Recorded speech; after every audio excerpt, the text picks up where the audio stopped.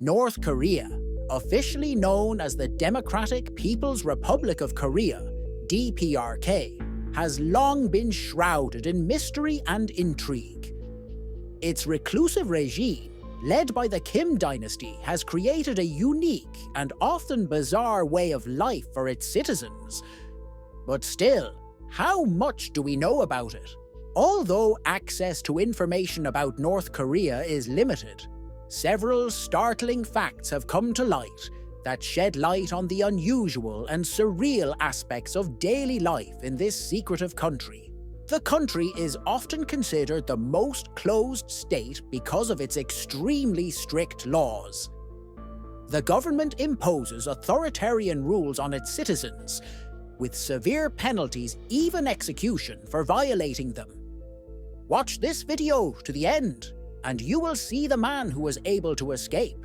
Mandatory Kim family portraits. In the event of a house fire, it's mandatory to rescue the leader's portrait before anything else, including your own children, or you may face jail time. Every North Korean household is required to display portraits of Kim Il-sung and Kim Jong-il, which must be hung on the most prominent wall in the living room. Regular inspections are conducted to ensure that the portraits are clean and well maintained. Limited food rations. Food shortages are a persistent problem in North Korea, and the government controls food distribution through a rationing system called the Public Distribution System, PDS. Citizens receive monthly food rations, which often consist of rice, corn, and meager portions of other staples. Malnutrition is a widespread issue, particularly in rural areas. Traffic girls. In Pyongyang, traffic is managed not by traffic lights, but by uniformed traffic girls. These young women are meticulously trained to control traffic with synchronized movements, and their role goes beyond mere traffic management. They are considered a symbol of the regime's order and discipline. State-approved haircuts. One of the most peculiar aspects of life in North Korea is the government's control over citizens' personal grooming. Girls in North Korea are limited to just 18 approved hairstyles, while boys have a choice of 10. These approved styles are carefully curated to prevent any influence from the outside world, reflecting the regime's obsession with maintaining ideological purity. Monopoly on information. There are just 3 government-controlled television channels available in North Korea. The government exercises strict control over the media, and foreign news outlets are banned.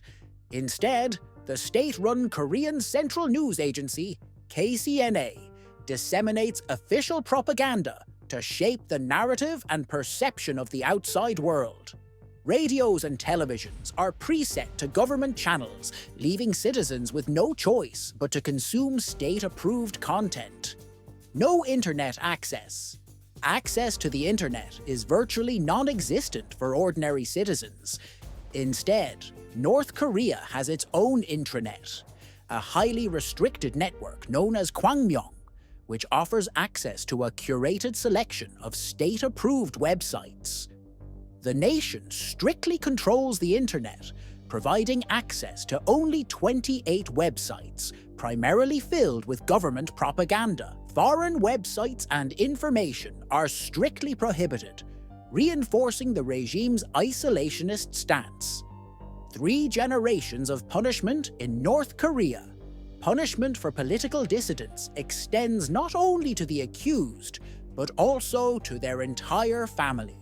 The regime employs a system known as 3 generations of punishment, which means that if one family member is found guilty of a political crime, their parents, children, and even grandchildren can also face imprisonment or exile to forced labor camps. The boy who grew up in North Korea's labor camp, 14 Shin Dong-hyuk, was born in a North Korean punishment camp, where he endured appalling brutalities until he escaped, aged 23. Shin, who gave testimony before a UN commission, would rather not talk about the past, but he cannot be free of it.